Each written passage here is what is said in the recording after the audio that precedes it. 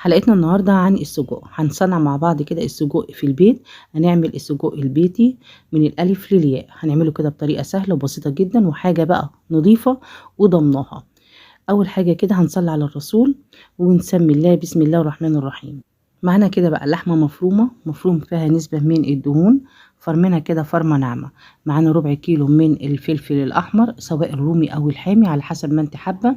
يستحسن يكون اللي هو الرومي، حط فيه قرن أو قرنين من الفلفل الحامي، شيلي منهم البذر واضربيهم في الكبة. هيبقى معانا كده الفلفل مفروم كده ناعم بالطريقة دي. هنجيب بقى هنا هنحط بقى كده الكيلو اللحمة المفرومة، معاه كده ربع كيلو من الفلفل الأحمر اللي احنا فرمينه. هنحط كمان 200 جرام من الدهون او من اللية او من الدوش. هنحط كده 3 فصوص كبار توم فرمينهم كده فرمة ناعمة. هنحط رشة من الفلفل الاسود ورشة من الثوم البودر والبصل البودر، ومعانا معلقتين كبار من بهارات السجق، ودي بتكون متوفرة عند العطارين.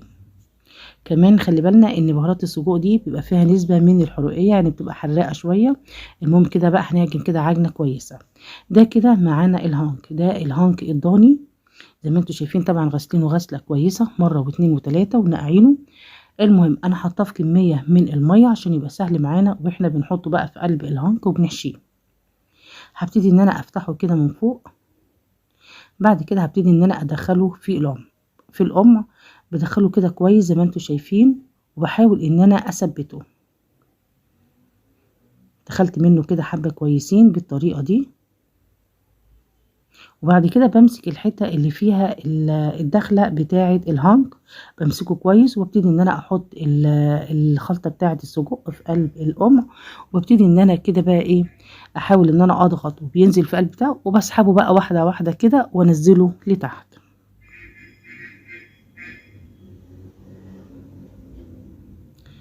هنفضل كده نعمل بالطريقة دي. الطريقة هنا كده سهلة برضو، اهم حاجة بس ان انت بتبقي ماسكة الحتة اللي من عند الهانك، تبقي ماسكاها بس كويس عشان ما يتزحلقش منك.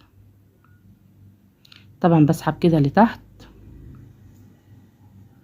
طبعا كمية الدهون اللي بتبقى موجودة في قلب اللحمة المفرومة بتساعد ان هو بايه، بيتحشي معاكي بكل سهولة. خلاص كده حشينا بقى الكمية كلها زي ما انتم شايفين بالطريقة دي.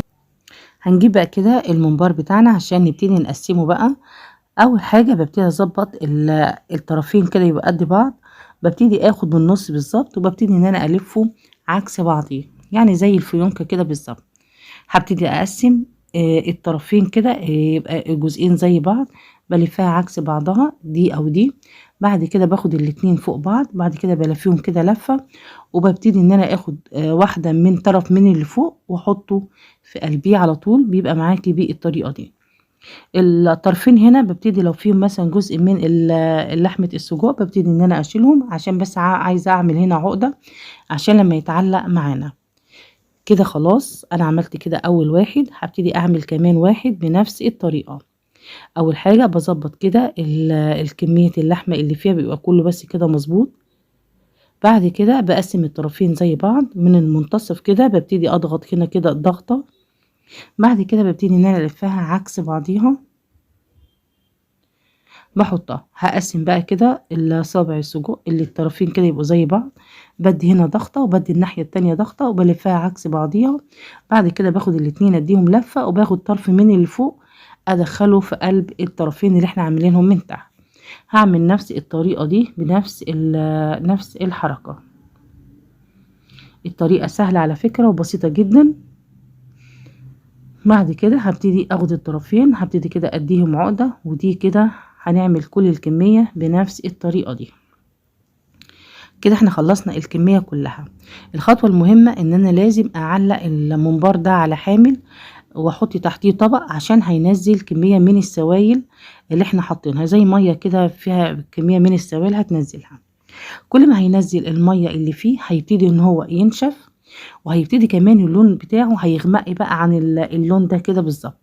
طيب لو ما عندكيش الحامل تقدري تحطيه، ممكن تجيبي مصفى وتحطيه في قلب مصفى وتحطيه تحت هواء او تحطيه في التلاجة، بس من وقت للتاني تقدري ان انت ايه تبدليه. هنا بعد ما نشف بقى معانا، شايفين بقى عامل ازاي اللون بتاعه؟ طبعا اتغير وهو بقى بالطريقه دي. صدقيني حاجه نظيفه تعمليها ببيتك، مش هتكلفك كتير، على الاقل ضمن الحاجه اللي انت عاملاها. السلام عليكم ورحمه الله وبركاته.